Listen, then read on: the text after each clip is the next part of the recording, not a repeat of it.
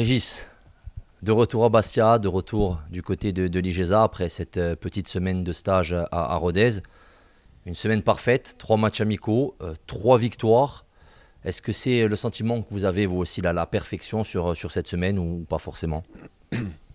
La perception elle a été très bonne. En dehors des résultats, alors effectivement, on a gagné ces 3 matchs contre une Nationale 2 et surtout contre deux Ligue 2, Rodez et Nîmes. Mais surtout la qualité de la semaine dans le travail, dans les relations entre les uns et les autres. Dire, bon, j'aime pas trop cette formule, mais un groupe qui vit bien, parce que ça reste quand même tellement fragile. Mais on a passé une semaine dans la communication entre nous, on a passé de longs moments ensemble, sur le terrain, en dehors du terrain. On a beaucoup partagé sur différents sujets, sur différentes choses. Et puis dans le travail, les garçons ont répondu présent à chaque fois dans ce qu'on leur a pu leur demander.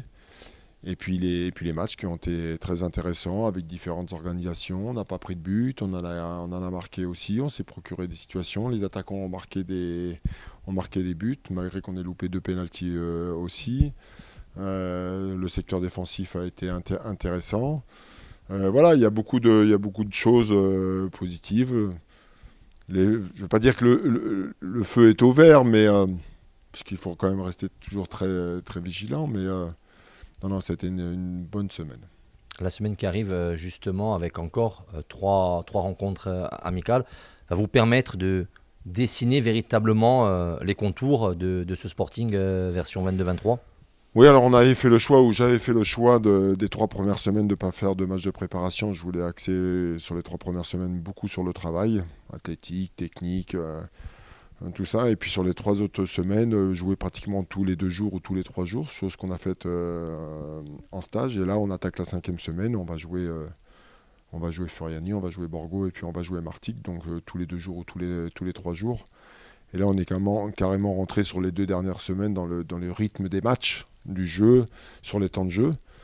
Alors effectivement, là, par contre, cette semaine, on va commencer à dessiner une équipe qui va se dégager peut-être sur la première journée, le match contre l'Arbel. On est en train de voir 2 organisations, voir comment on va s'organiser. Donc on a besoin de peaufiner encore tout ça dans les 3 matchs. Mais il y a quelque chose qui va se dessiner oui, sur la préparation du match de championnat, bien sûr. Un petit mot sur les joueurs à l'essai. On a vu qu'il y en a eu 3 qui sont passés durant ce stage. Est-ce qu'on peut déjà dire un mot là-dessus ou pas forcément? Oui, alors il y avait un joueur qui venait de Montpellier. Comme il n'était pas loin de Rodez, ça m'a permis de le voir. Mais je savais pertinemment que ça n'allait pas le faire. Mais bon, il fallait que je le voie quand même. Et puis on a les deux jeunes, là, Jocelyn et Souma, un milieu de terrain défensif et un attaquant. Ce sont des jeunes joueurs, ils ont 18 ans. Ils ont démontré des choses intéressantes dans des registres totalement différentes. On va avoir une réflexion, on doit avoir une discussion avec le club si ces jeunes joueurs vont rester avec nous. Il y a du potentiel, ça peut faire partie de l'avenir. Donc pour le moment, ils restent avec nous, ils s'entraînent encore avec nous, au moins je pense jusqu'à la fin du mois. Puis on va prendre une décision par la suite. Mais ce sont des joueurs qui sont intéressants, c'est vrai. Un petit point sur l'infirmerie, quelques petits bobos. On a vu notamment Kevin Anderkerkhoff touché sur son penalty obtenu face à Rodez. Et puis Maguette Dion qui est toujours dans cette phase de reprise. Ouais, alors concernant Maguette, il avait bien repris et malheureusement, il a eu un petit problème musculaire en tout début de stage qui l'a stoppé net. Donc on attend des résultats d'examen aujourd'hui. Il a dû passer une écho oui, aujourd'hui.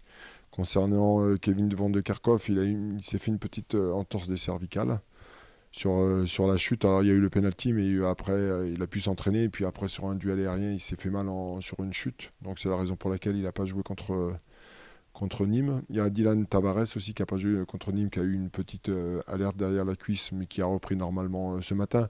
Donc globalement, on est aussi satisfait là-dessus. On n'a pas de gros problèmes ou de vrais problèmes. Donc c'est que ça a bien bossé.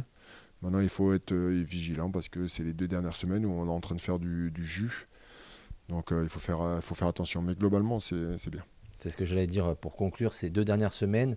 L'objectif, il est où? On a ces 3 premières semaines où vous avez travaillé énormément sur l'intensité physique, sur l'endurance. Là, on est un peu plus sur le tactique. Là, qu'est-ce qu'on fait? Est-ce qu'on va travailler sur la récupération un petit peu des organismes Alors, ou pas encore? là, sur cette 5e semaine, comme on a fait 6 semaines de travail sur la 5e semaine, on continue sur la thématique des matchs, donc de 3 jours. Mais par contre, avec des temps de récupération beaucoup plus importants. Bon, par exemple, on joue demain, on va faire une séance mardi matin quand même. Puis après, on va leur laisser la matinée, on va faire des séances relativement assez légères. Donc, on est sur des phases de récupération et en même temps des temps de jeu importants voilà, pour préparer le match de championnat. Et à partir de la 6e semaine, donc la semaine prochaine, la semaine du premier match de championnat, où là, on va être focalisé avant tout beaucoup sur la vivacité et de faire du jus, parce qu'on a quand même beaucoup tapé dans les organismes. Et puis pour finir, après, tout l'aspect tactique à travers le choix que je vais faire sur l'organisation de l'équipe. Eh ben, on a hâte d'y être. Merci beaucoup, Régis. Et donc, Merci. rendez-vous demain face à Foriani du côté d'Herbajo au 19h. Oui, effectivement, la difficulté de trouver un terrain pour jouer sur de la pelouse, donc on n'a pas pu trouver de solution, donc on va jouer sur le synthétique d'Herbajol contre Furiani à 19h. Parfait. À demain. Merci. À demain, merci.